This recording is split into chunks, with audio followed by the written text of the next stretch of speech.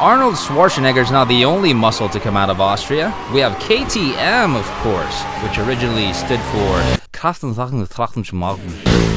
Then, in 1953, businessman Ernst Kronif became a sizable shareholder of the company, which was then renamed and registered as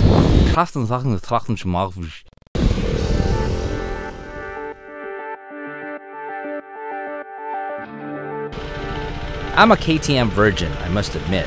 I've had a number of bikes, but KTM is the elusive one that I never had. Now I was given an entire week to spend with it. Okay, where are we gonna go?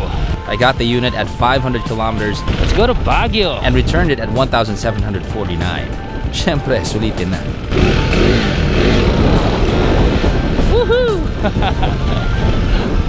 The Ktm RC390 is a lightweight sport bike, designed in Austria and built in India, which translates to friendlier prices for all of us and a chance to own a European bike without going hungry for the rest of the year. It has the same frame with the Duke 390. It's liquid-cooled, double overhead cam, fuel-injected. It's got a 52.8-inch wheelbase that gives a no-nonsense and quick handling response.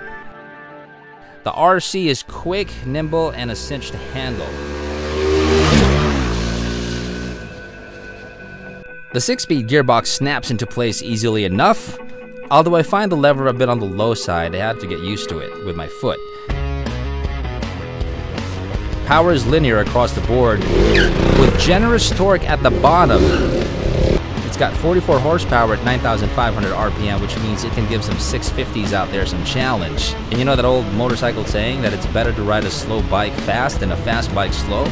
Well, the RC390 will find you maxing it out often enough. Something you can't do all the time with a litter bike.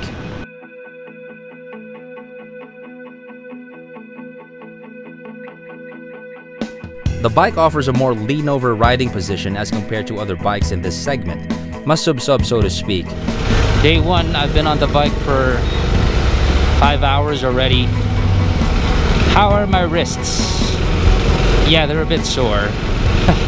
It is a sport bike. The angle of the 390 compared with the other smaller displacement sport bikes, slightly more forward. So you would want to get out of stop-and-go situations the soonest because that's a pain on your wrist and back. And the highway though, you can ride like this all day, no problem. I went to Baguio, bought a cactus, and went back. Anong animal ang pinakamabait sa lahat? Lion?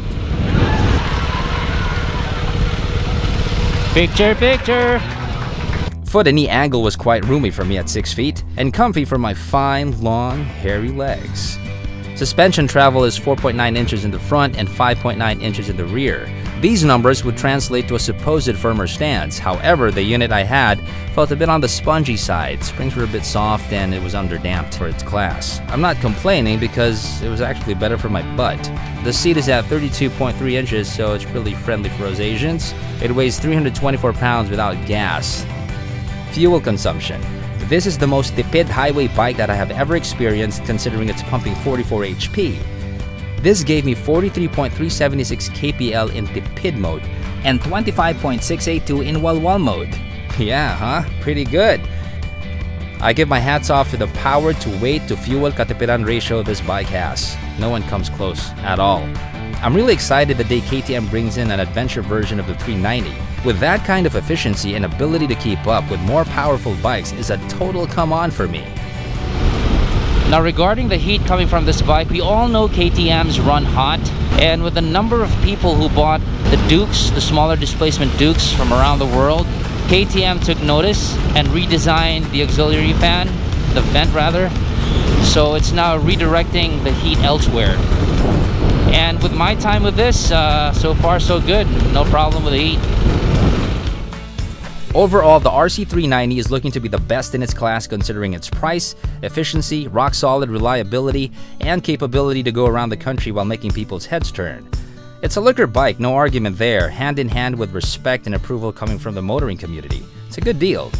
No, I wouldn't use this as a commuter bike for everyday use in our ridiculous and hopeless traffic situation, mainly because of its aggressive lean-over position. But hey, pwede naman tiis ganda, diba? That's up to you. KTM means serious business on Philippine soil. We're going to be seeing a lot of orange soon enough. The manufacturing plant of KTM Philippines is currently being set up.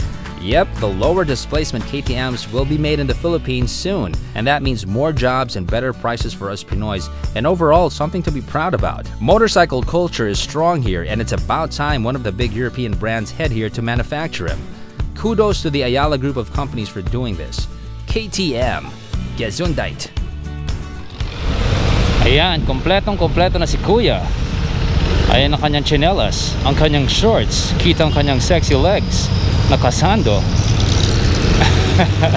Buti na lang may helmet.